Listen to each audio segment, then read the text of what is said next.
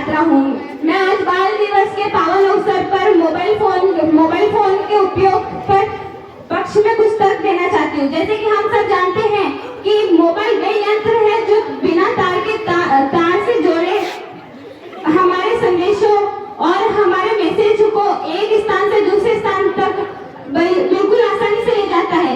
जिस तरह जीने के लिए ऑक्सीजन की आवश्यकता होती है, उसी प्रकार हमारे जिंदगी में फोन भी उतना ही महत्वपूर्ण भूमिका निभाता है। नमस्कार, मैं नीतू चौधरी कक्षा 11 विज्ञान वर्ग की छात्रा आपके सामने मोबाइल फोन के विपक्ष में अपने तर्क रखूंगी। हाँ, मैं मानती हूँ कि मोबाइल फोन का प्रयोग करना चाहिए, लेकिन एक लिमिट में प्रयोग किया जाता है। मोबाइल फोन का इतना ही प्रयोग नहीं करना चाहिए कि हम मोबाइल फोन के अधीन हो जाए, और इतना अधीन हो जाए कि हम खाते पीते पढ़ाई करते हर समय मोबाइल फोन का प्रयोग करें।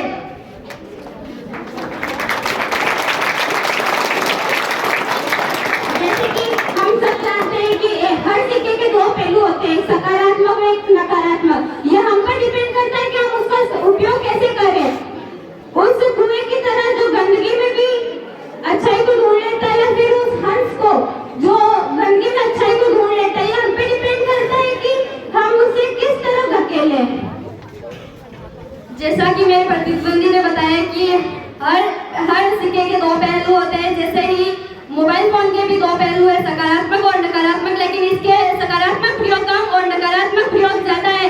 इसमें बच्चे दिन ब दिन बिगड़ते जा रहे हैं, वे अपने संस्कार, अपनी लज्जा सब कुछ भूल रहे हैं। पहले भी बच्चे थे, वो भी पढ़ाई करते थे, लेकिन इस मोबाइल के इतना प्रयोग नहीं करते थे।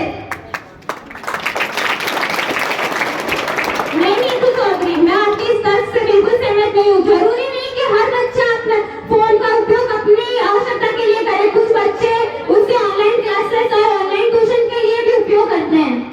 आप क्या चाहती हो कि टीचर का रोजगार छिन जाए, इससे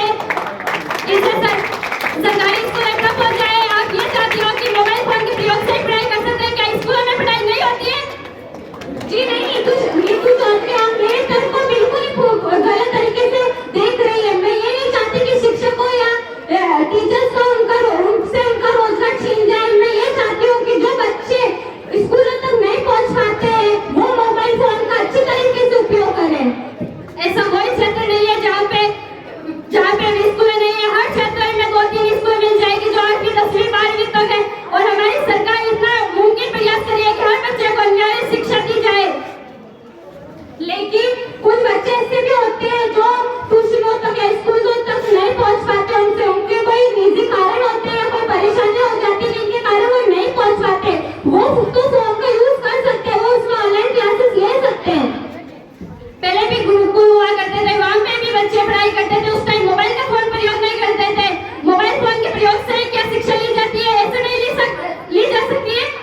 तो आप ही बताइए, आप इस तक में क्या कहना चाहेंगे कि कई बच्चे स्कूल जाते हुए भी फेल हो जाते हैं, उनके स्कोर कम बनते हैं? इसका मेन कारण मुख्य मुद्दे ये मोबाइल फोन ही है। मोबाइल के फोन के प्रयोग के कारण ही बच्चे फेल हो जाते हैं। मोबाइल फोन के अंदर दूर प्रयोग करते हैं और वे इंस्टाग्राम, स्नैपचैट वगैरह डिजिटल में अपना ध्यान केंद्रित किए हुए रहते हैं, इसलिए वे फेल हो जाते हैं।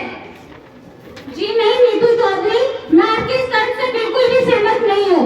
जरूरी नहीं कि हर बच्चा इंस्टाग्राम या यूट्यूब पर गलत चीजें देखे।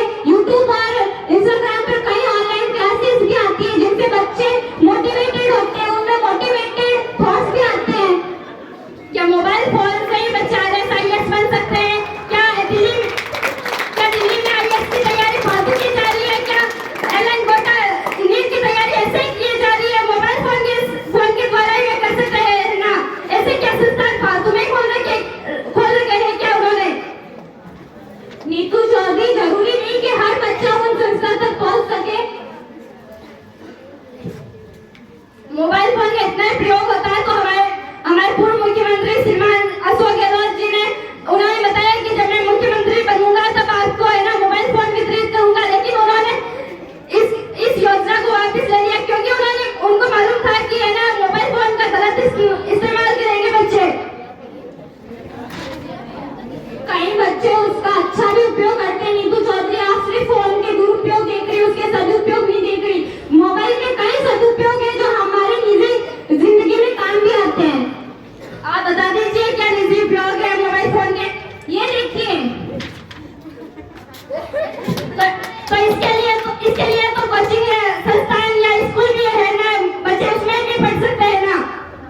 कई बच्चे ऐसे कमजोर होते हैं जो स्कूल में ध्यान नहीं दे पाते, या जो बच्चे टीचर्स पढ़ाते हैं उनको नहीं समझ पाते, तो वो फोन का यूज कर सकते हैं। मैं इस से बिल्कुल सहमत हूँ।